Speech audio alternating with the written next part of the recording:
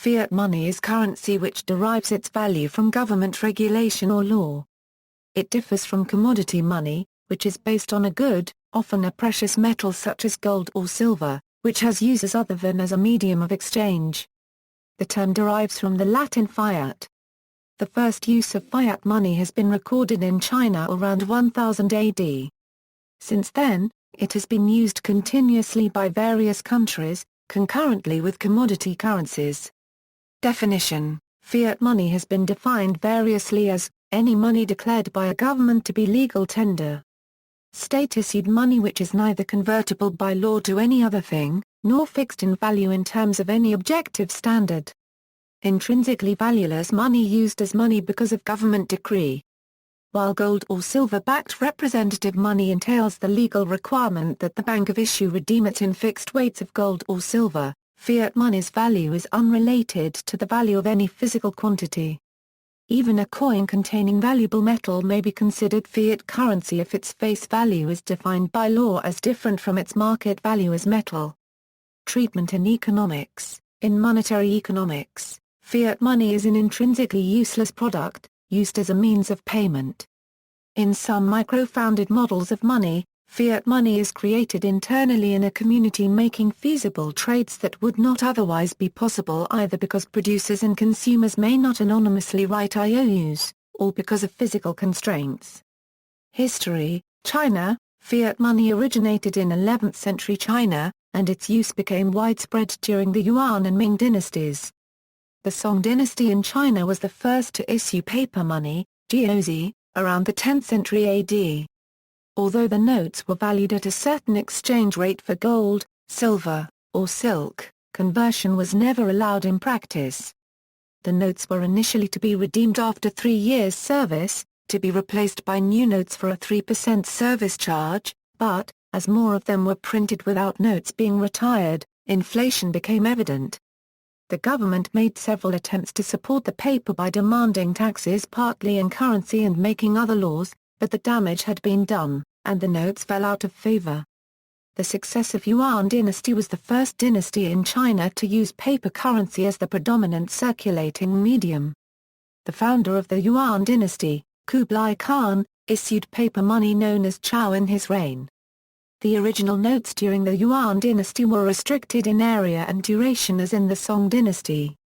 During the 13th century, Marco Polo described the fiat money of the Yuan dynasty in his book The Travels of Marco Polo. All these pieces of paper are issued with as much solemnity and authority as if they were of pure gold or silver. And indeed everybody takes them readily, for wheresoever a person may go throughout the great Khan's dominions he shall find these pieces of paper current, and shall be able to transact all sales and purchases of goods by means of them just as well as if they were coins of pure gold. Europe, tally sticks were employed as fiat currency in medieval England when, due to gold shortage, Henry I initiated their use by the Exchequer in or around 1100. Royal taxes had to be paid in tally sticks. In 1661, Johan Palmstruch issued the first regular paper money in the West, under royal charter from the Kingdom of Sweden, through a new institution, the Bank of Stockholm. While this private paper currency was largely a failure, the Swedish Parliament eventually took over the issue of paper money in that country. By 1745, its paper money was inconvertible to specie, but acceptance was mandated by the government. This fiat currency depreciated so rapidly that by 1776 it returned to a silver standard. Fiat money also has other roots in 17th century Europe, having been introduced by the Bank of Amsterdam in 1683. New France 1685 Euro 1770. In 17th century New France, now part of Canada, the universally accepted medium of exchange was the beaver pelt. As the colony expanded, coins from France came to be widely used, but there was usually a shortage of French coins. In 1685, the colonial authorities in New France found themselves seriously short of money. A military expedition against the Iroquois Indians had gone badly and tax revenues were down. Typically, when short of funds, the government simply delayed paying merchants for purchases, but it was not safe to delay the payment of soldiers due to the risk of mutiny. Jacques Demulles, the intendant of finance, came up with an ingenious solution: the temporary issuance of paper money, printed on playing cards. This was purely a temporary expedient, and it was not until years later that its role as a medium of exchange was recognized. The first issue occurred in June 1685 and was redeemed 3 months later. However, the shortages of money reoccurred and more issues of card money were made in subsequent years. These cards were readily accepted by merchants and the public and circulated freely at face value. However, given their wide acceptance as money and the general shortage of coinage, many of the playing cards were not redeemed but remained in circulation. Eventually, the governor of New France acknowledged their useful role as a circulating medium of exchange. As the finances of the French government deteriorated because of European wars, it reduced its financial support for its colonies, so the colonial authorities in Canada relied more and more on card money. By 1757, the government had discontinued payments in coin and all payments were made in paper. In an application of Kshama unregistered trademark S law, bad money drives out good. People hoarded gold and silver, and used paper money instead. The costs of the war with the British led to rapid inflation in New France.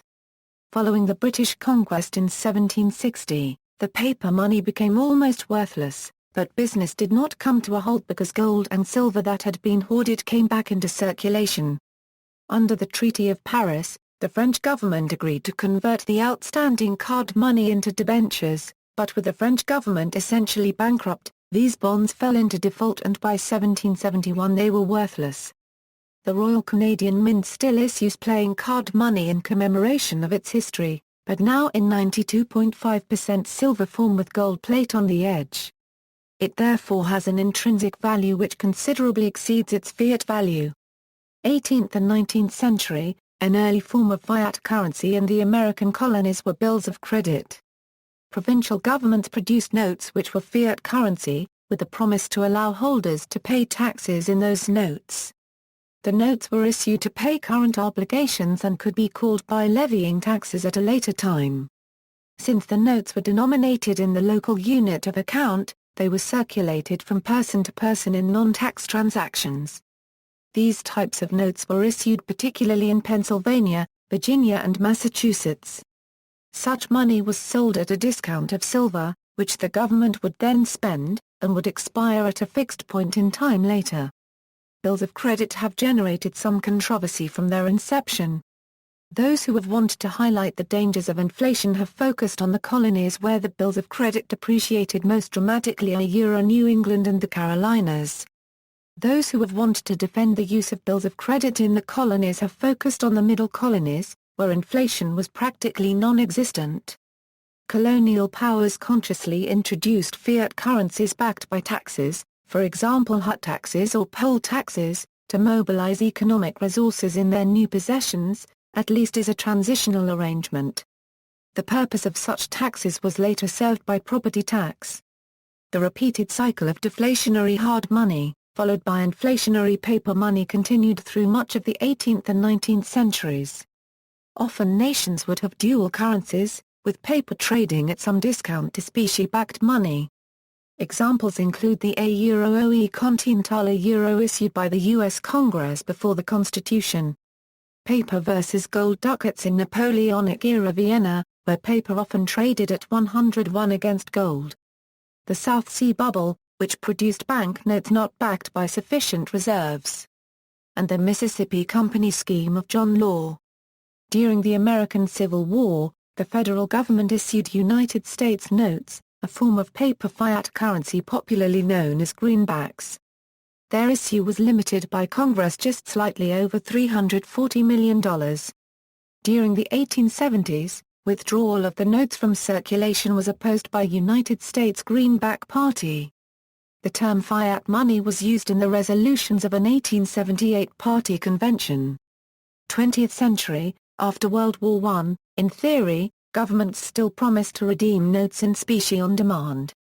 However, the costs of the war and the massive expansion afterward made governments suspend redemption in specie. Since there was no direct penalty for doing so, governments were not immediately responsible for the economic consequences of printing more money, which led to hyperinflation in the euro, for example the hyperinflation in the Weimar Republic. From 1944 to 1971, the Bretton Woods Agreement fixed the value of 35 United States dollars to 1 troy ounce of gold. Other currencies were pegged to the US dollar at fixed rates. The US promised to redeem dollars in gold to other central banks. Trade imbalances were corrected by gold reserve exchanges or by loans from the International Monetary Fund. The Bretton Woods system collapsed in what became known as the Nixon Shock.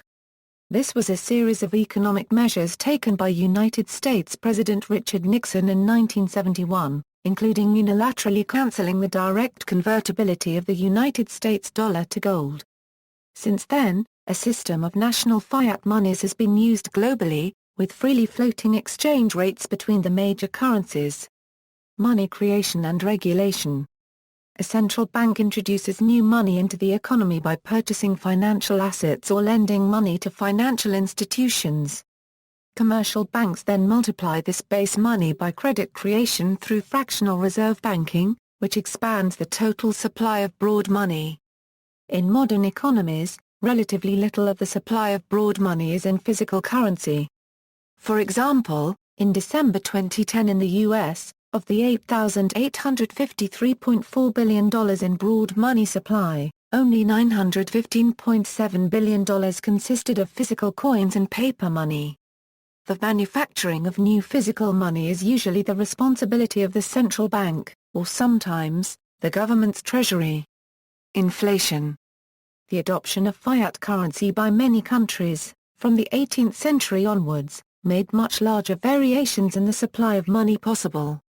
Since then, huge increases in the supply of paper money have taken place in a number of countries, producing hyperinflations and euro episodes of extreme inflation rates much higher than those observed in earlier periods of commodity money. The hyperinflation in the Weimar Republic of Germany is a notable example.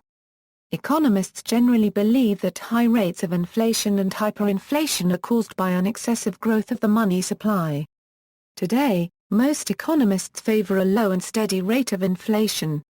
Low inflation reduces the severity of economic recessions by enabling the labor market to adjust more quickly in a downturn, and reduces the risk that a liquidity trap prevents monetary policy from stabilizing the economy.